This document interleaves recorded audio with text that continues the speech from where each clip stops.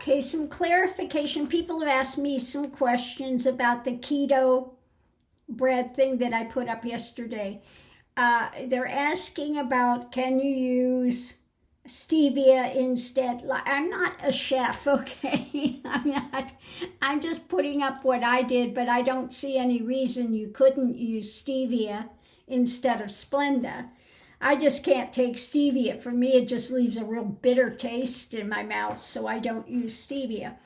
But I don't see why you couldn't use it, the same thing. Now, this recipe that I put out there makes one piece, okay?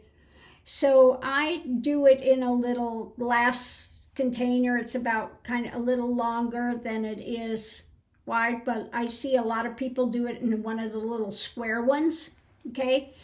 But again, this makes one piece. This is not making a big loaf. Like many of the things put out, they're making a loaf. This is not making a loaf. This is making a single piece, which I like because, you make it and it's fresh.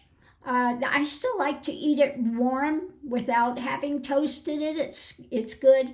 Now with this, you can do things like I did put in some Parmesan cheese in it, and that was quite fine. I did like it with the Parmesan in there. And I did one the other day, not this specifically, but you can put in chocolate. Okay, the chocolate powder, you can do that and just put in a little extra of the sweetness if you wanted to do something more dessert type thing. But like I said, this, I just made it yesterday and tried that.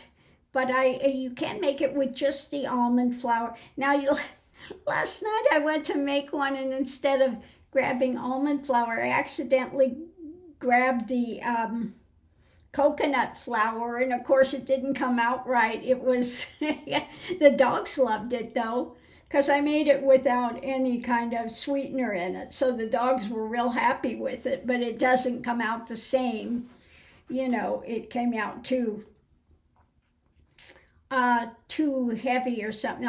The coconut flour, you have to use a lot less than, I guess, the almond flour or the flax flour.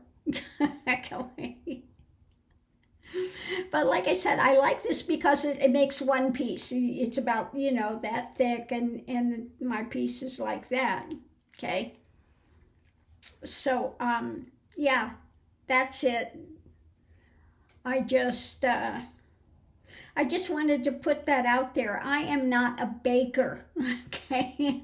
And I'm not somebody that's out here doing all these endless recipes, so I can't tell you.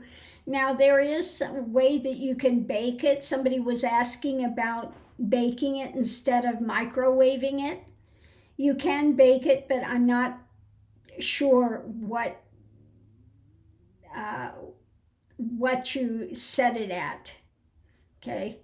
I like to microwave it because in 90 seconds I've got bread, and I like to eat it warm, okay? I take it out of there in a couple seconds, I go ahead and have it, okay? So I think the taste of this is good. Now, I'm not sure about making a sandwich with it. I don't know if you could pick it up and do a sandwich with it.